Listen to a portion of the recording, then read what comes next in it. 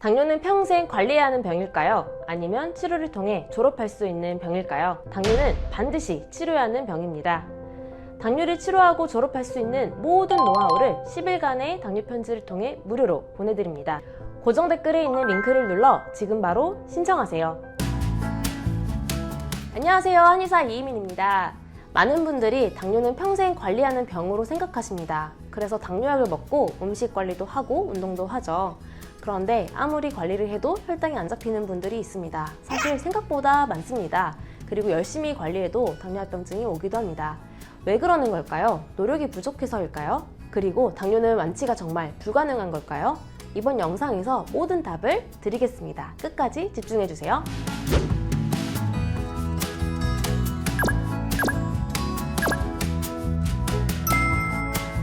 당뇨는 인슐린 저항성 때문에 생긴다고 하죠. 인슐린이 제대로 작동하지 못해 혈당이 잡히지 않는 상태를 인슐린 저항성이라고 하는데요.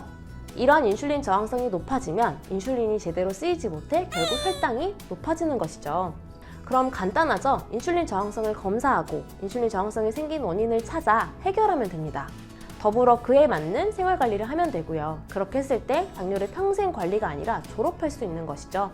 그런데요, 한의학적으로 질병을 치료할 때는 항상 오장육부에서 그 원인을 찾아 해결합니다. 오장육부라는 말은 들어봤어도 구체적으로 뭔지는 잘 모르실 텐데요. 오장육부의 오장은 5개의 장이고요. 간, 심, 비, 폐, 신을 의미합니다. 지금까지 진료하며 연구해보니 인슐린 저항성과 관련된 오장은 간, 심장, 소화기였습니다. 바꿔 말하면 간, 심장, 소화기에 문제가 생기면 인슐린 저항성이 높아져 당뇨가 발생할 수 있다는 이야기죠. 크게 3가지 문제인데 사람마다 한 가지만 있기도 하고 경우에 따라서는 2-3가지가 조금씩 섞여 있기도 합니다. 각각의 특징을 알아볼게요. 우선 간은 혈당을 조절해주는 댐 역할을 하는 장기라서 간 기능에 이상이 생기면 혈당이 저장되지 않고 혈관 속에 넘쳐나게 됩니다. 그래서 혈당이 높아집니다. 이럴 때는 간 기능을 개선시키지 않고서는 다른 노력을 아무리 열심히 한다 해도 혈당이 잘 잡히지 않을 수 있습니다. 간이 좋은지 안 좋은지 알 수 있는 신호들이 있죠? 손톱에 세로줄이 있고 울퉁불퉁하다든지 눈이 잘 충혈된다든지 흰 자위가 탁하다든지 새벽 3시에서 5시 정도에 깨서 쉽게 잠을 못 잔다든지 화를 잘 낸다든지 등등입니다. 이러한 증상이 있으면 이미 간 기능이 저하된 상태라서 간 기능을 회복시키지 않으면 혈당 조절이 어렵다, 이렇게 이해하시면 되겠습니다. 특히 간 기능에 문제가 생기면 당뇨 발전인가 눈침침 등의 합병증이 잘 발생하기 때문에 간 기능 개선은 당뇨인 분들에게 매우 중요합니다. 다음으로 심장인데요. 열심히라는 말 자주 하시죠? 더울 열, 심장 심의 조합인데요. 열심히 사는 건 좋은데 자꾸 긴장하고 전투 자세로 살면 심장에 열이 나는 심열이 발생하고 그로 인해 혈당도 높아집니다. 심열이 쌓이면 대표적으로 혀끝이 붉은 경향이 있는데요. 스트레스가 많고 그로 인해 심장에 무리가 간 상황입니다. 더불어 가슴이 두근거리거나 얼굴이 쉽게 붉어지거나 꿈을 많이 꾸고 잠을 깊게 못 자는데 심해지면 쫓기고 싸우는 등등 시달리는 악몽을 꾸기도 하죠. 이렇게 심장에 열이 쌓인 상태는 스트레스에 취약하게 되어 뇌가 제대로 휴식을 못 취하게 되는데요.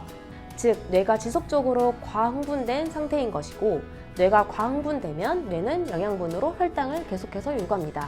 스트레스 받으면 단 것 땡기는 것과 같은 현상인데요. 그래서 뇌가 혈당을 자꾸 필요로 하기 때문에 몸에서는 혈당을 공급해주고 그 결과 혈당이 높아지는 것입니다. 이럴 때는 심장을 튼튼하게 하고 뇌의 과흥분을 조절하지 않으면 혈당 조절이 어렵습니다. 특히 한의학에서 심장 기능은 당뇨인들의 여러 합병증과 관련이 있는 미세혈관 손상과도 관련이 깊습니다. 따라서 인슐린 저항성을 높이는 원인이 심장이라면 이를 반드시 개선해야 혈당을 잡고 합병증을 예방할 수 있습니다. 마지막으로 소화기인데요. 예로부터 한의학에서는 당뇨는 위와 대장에 열이 쌓여서 발생했다라고 봤습니다. 위와 대장은 우리가 먹는 음식의 영향을 직접적으로 받는 장기이기 때문에 음식 관리가 잘 안 됐을 때 당뇨가 발생한다고 보는 지금의 당뇨를 바라보는 시각과 가장 유사합니다. 기름진 음식, 술, 육류, 밀가루 음식, 각종 가공식품 등이 위와 대장에 열을 쌓이게 하고 결과적으로 당뇨를 유발할 수 있고요. 이를 해결하기 위해서는 가장 먼저 식이 관리에 힘써야 합니다. 간식은 웬만하면 끊고 활동량이나 운동량이 적으면 음식 섭취도 좀 줄이고 아침보다 저녁 식사를 더 적게 하는 것, 그리고 가공식품이나 밀가루보다는 자연에서 얻은 재료를 가지고 정성스럽게 요리해서 먹는 것, 이게 바로 식이 관리의 요지입니다. 그런데 같은 양을 먹어도 사람마다 혈당 오르는 게 다 다르죠?